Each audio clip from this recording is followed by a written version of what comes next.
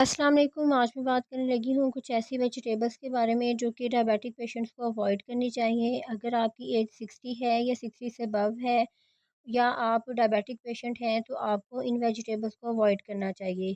जब भी diabetic patient की डाइट के रिलेटेड बात की जाती है तो सबसे पहले देखा जाता है वो कौन से ऐसे फूड्स हैं जो कि लो ग्लाइसेमिक इंडेक्स में फ़ॉल करते हैं। अगर इन फूड्स का ग्लाइसेमिक इंडेक्स हाई होगा तो ये आपके ब्लड शुगर लेवल को स्पाइक कर सकते हैं। तो जो डायबिटिक पेशेंट्स हैं इनको लो ग्लाइसेमिक इंडेक्स वाले जो फूड्स हैं वो रिकमेंड किए जाते हैं। आज की इस वीडियो में डिस्कस करते हैं वो कौन सी ऐसी वेजिटेबल्स हैं जो कि डायबिटिक पेशेंट्स को अवॉइड करनी चाहिए या वो पेशेंट जिनकी एज 60 है या 60 से अबव है वो लोग अवॉइड करें।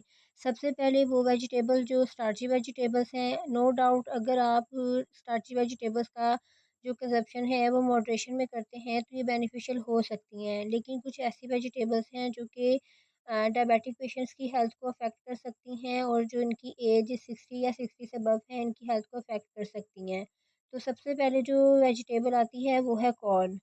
जो कॉर्न है ये अफेक्ट कर सकती है डायबिटिक पेशेंट्स के ब्लड शुगर लेवल को, क्योंकि जो कॉर्न है इसका जो ग्लाइसेमिक इंडेक्स है वो मीडियम होता है। अगर इसके पोर्शन साइज़ का ख्याल ना रखा जाए तो हो सकता है कि आपके जो ब्लड शुगर लेवल है ये स्पाइक कर सकता है। इसके अलावा अगर आप कॉर्न का कंज़प्शन करना चाहते हैं तो आप कोशिश किया करें कि आप कॉर्न को बॉयल कर लें।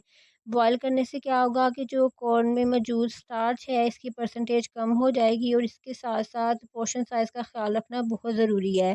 100 ग्राम तक खाना सेफ़ है।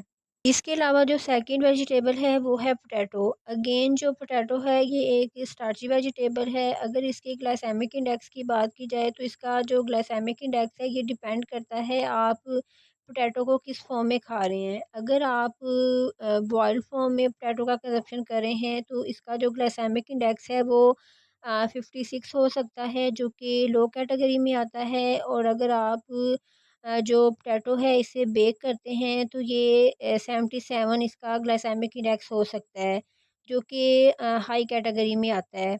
अगर डायबिटिक पेशेंट अपनी डाइट में पोटैटो का कंज़प्शन करते हैं तो इनका जो ब्लड शुगर लेवल है ये स्पाइक कर सकता है, इसके जो चांसेस हैं वो ज़्यादा हो सकते हैं।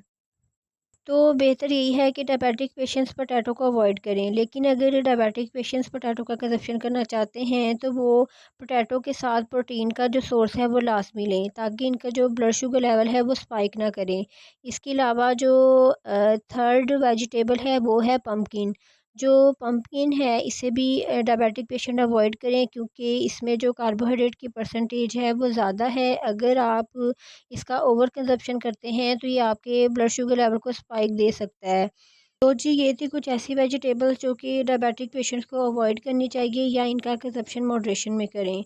अब बात करते हैं वो कौन सी ऐसी वेजिटेबल्स हैं जो कि डायबिटिक पेशेंट्स के लिए बेनिफिशियल हो सकती हैं। वो वेजिटेबल्स जिनमें फ़ाइबर की परसेंटेज ज़्यादा होती है ये बेनिफिशियल हो सकती हैं डायबिटिक पेशेंट्स के लिए, क्योंकि जो फ़ाइबर है ये आहिस्ता-आहिस्ता शुगर को हमारे ब्लड स्ट्रीम में रिलीज़ करवाता है जिससे हमारा जो ब्लड शुगर लेवल है वो कंट्रोल में रहता है। तो वो वेजिटेबल जिनमें फ़ाइबर का जो काउंट है वो ज़्यादा है, ये ज़्यादा बेनिफिशियल हो सकती हैं डायबिटिक पेशेंट्स के लिए।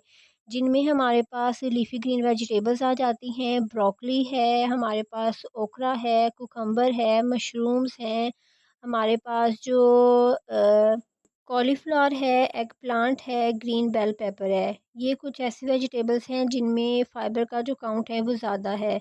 ये ज़्यादा बेनिफिशियल हो सकती हैं डायबिटिक पेशेंट्स के लिए। अगर आज की वीडियो के रिलेटेड आपका कोई क्वेश्चन है तो आप कमेंट्स कर सकते हैं। तो जी ये थी मेरी आज की वीडियो। आई होप सो ये आपके बहुत काम आएगी। तो मिलते हैं नेक्स्ट वीडियो में, तब तक के लिए अल्लाह हाफ़िज़।